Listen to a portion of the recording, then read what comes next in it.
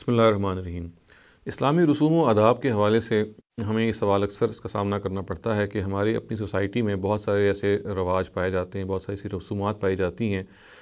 جو اس میں اس کا ہماری اپنی تہذیب سے بہت کم تعلق ہوتا ہے۔ البتہ اس کے اندر یا تو یہ ہوتا ہے کہ ہم نے کسی اور تہذیب سے کچھ چیزیں بورو کی ہوئی ہوتی ہیں اور ہم ان کو اڈاپٹ کر لیتے ہیں، اور یا پھر ایسا ہوتا ہے کہ وہ چیز آپ کی اپنی تہذیب میں مل جاتی ہے، ایمالگمیٹ کرتی ہے، اور ایک نئی فارم کی شے اس میں سے برآمد ہو جاتی ہے، جو آپ کہہ سکتے ہیں ایک نئی صنف ہوتی ہے، اس میں ایگزیکٹ ریپروڈکشن نہیں ہوتی۔ تاہم چونکہ یہ سوال بہت اہم ہے اور مذہبی لوگ اس کو اکثر ایڈریس کرتے ہیں، تو میں اس سوال کو ضرور ایڈریس کروں گا، اور خاص طور سے میری یہاں پہ مراد شادی بیاہ کی رسومات ہیں۔ ان کے بارے میں سوال پیدا ہو جاتا ہے کیونکہ شادی بیاہ کی رسومات میں اکثر اوقات خاص طور سے جو پاکستانی سوسائٹی ہے وہ بہت زیادہ اس نے بورو کیا ہے اپنے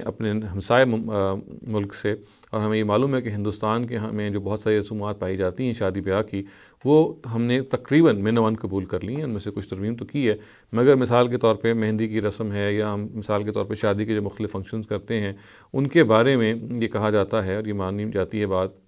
کہ یہ بالکل معروف بات ہے کہ یہ ایک ہندوانہ فنکشنز ہیں، یعنی ہندوانہ فیسٹیوٹیز ہیں، جن کو ہمیں اوائڈ کرنا چاہیے۔ دیکھیے، اس سلسلے میں پہلی بات تو یہ جان لینی چاہیے کہ کوئی چیز اگر ہندوانہ ہے یا کوئی چیز اگر عیسائیوں کی ہے یا کوئی یہودیوں کی ہے تو اس کو ہم الاطلاق دین نے ممنوع نہیں قرار دیا۔ صرف اگر کوئی ایکسیپشن ہو سکتی ہے تو یہ کہ اگر اس رسم کے اندر کوئی ایسی بات پائی جاتی ہو کہ جو تہذیب کے خلاف ہو، جو مذہب کے خلاف ہو، مثال کے طور پہ اسراف پایا جاتا ہے، تبذیر پائی جاتی ہے، مثال کے طور پہ بے حیائی پائی جاتی ہے، یا وہ مسلمہ اخلاقیات کے سے انحراف پایا جاتا ہے جس سے ہم سب واقف ہیں، تو دین ضرور اس کے اندر مداخلت کرے گا۔ اگر محض ایک تہذیب کی چیز ہے جو آپ کی کلچر نے اڈاپٹ کر لی ہے تو اس کو آپ مذہب کے نام پہ نگیٹ نہیں کر سکتے۔ آپ یہ نہیں کہہ سکتے کہ غیر اسلامی ہے، اس کے اندر کوئی غیر اسلامی عنصر ثابت کرنا پھر ضروری ہو جائے گا۔ چنانچہ اگر مہندی کی رسومات کو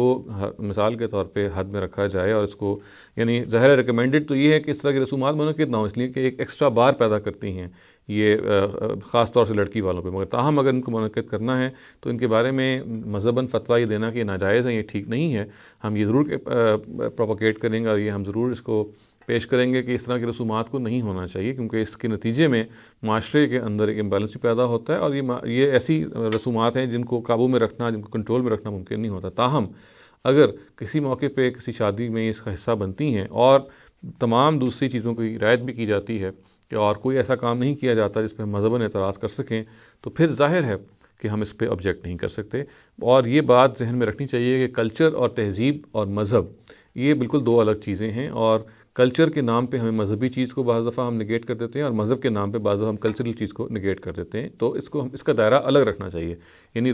رسم کے اندر کوئی ایکسٹرا ایلیمنٹ قابل اعتراض جو مذہب کے لحاظ سے قابل اعتراض ہو یا اخلاقیات کے لحاظ سے قابل اعتراض ہو، اگر وہ پیدا ہو جائے کسی رسم کے اندر تو وہ قابل اعتراض ہے، محض اس بنیاد پہ کہ کیونکہ وہ کسی اور قوم کی یا کسی اور ملت یا کسی اور ملک کی رسم ہے اور آپ کے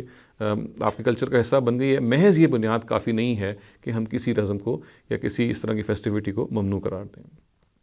اقول قولی ھذا واستغفر اللہ لی ولکم ولسائر المسلمین والمسلمات۔